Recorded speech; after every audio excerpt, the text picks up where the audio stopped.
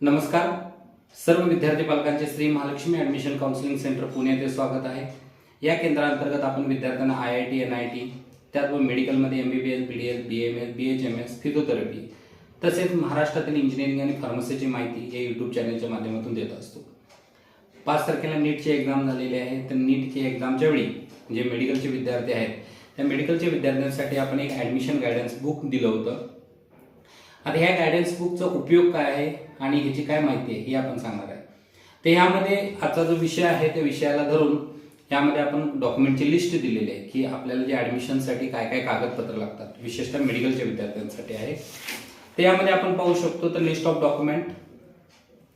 आता ह्यामध्ये जे डॉक्युमेंट्स आहेत त्याचा एक ओरिजिनल सेट करायचा आहे आणि 2 झेरॉक्स कॉपी आणि एक सॉफ्ट कॉपी. ठीक आहे.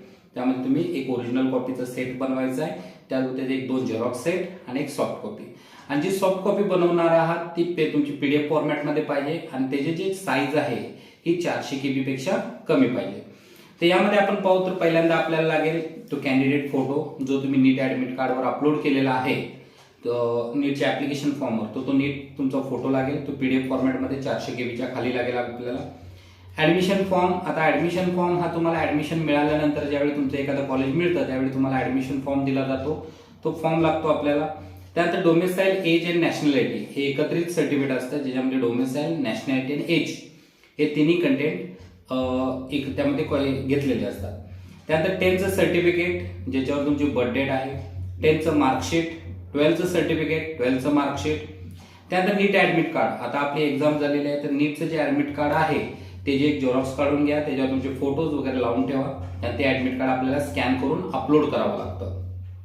नीटचं स्कोर कार्ड जे आपण नीटचा फॉर्म तुमचा ज्यावेळी 14 जूनला निकाल येईल तर जून निकाल आल्यानंतर त्याचं स्कोर कार्ड सुद्धा आपल्याला अपलोड करावं लागतं. नीटचा ॲप्लिकेशन फॉर्म जो तुम्ही नीट भरताना जो ॲप्लिकेशन फॉर्म होता तोही तुमचा प्रिंट काढून ठेवून द्या.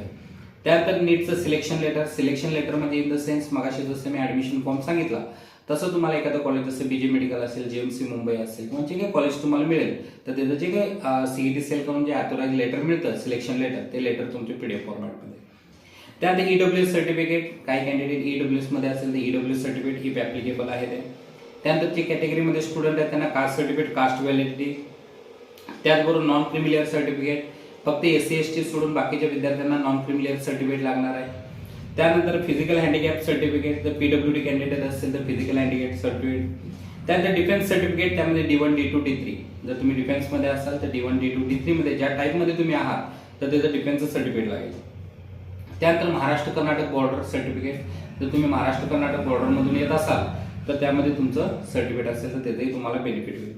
त्याचबरोबर हिल एरिया सर्टिफिकेट ज्यामध्ये तुमचं 10वी-12वी जर हिल एरियामध्ये झालं असेल तर तुम्ही हिल एरियाचं सर्टिफिकेट घेऊ शकता. ते आपण तिथं स्कॅन करून अपलोड करू शकतो. त्यानंतर ओरोफन सर्टिफिकेट. जर ओरोफनमध्ये असाल तर ओरोफन सर्टिफिकेट. लिव्हिंग सर्टिफिकेट ज्याला आपण LC म्हणतो तो लागेल.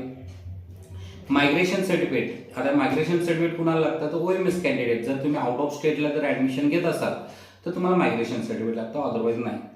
त्यानंतर गॅप सर्टिफिकेट. जर तुमचा गॅप असेल, तुम्ही जर रिपीट करत असाल तर तुमचा गॅप सर्टिफिकेट. Medical certificate. आता मेडिकल सर्टिफिकेट फॉर्मॅट आपण तुम्हाला ह्या पुस्तकामध्ये दिलेला आहे.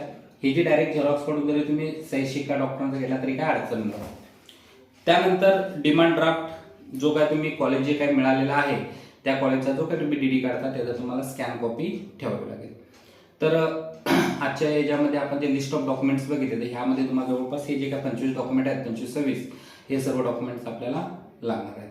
तर सर्वांनी चॅनेलला नवीन आला असाल तर चॅनेलला सबस्क्राईब करा आणि सर्व डॉक्युमेंट्स आपले स्कॅन करून एखाद्या पेनड्राईव्हमध्ये ठेवून द्या. तसेच एक ओरिजिनल सेट आणि 2 झेरॉक्स सेट तयार करा. भेटू पुढील भागात. थँक्यू.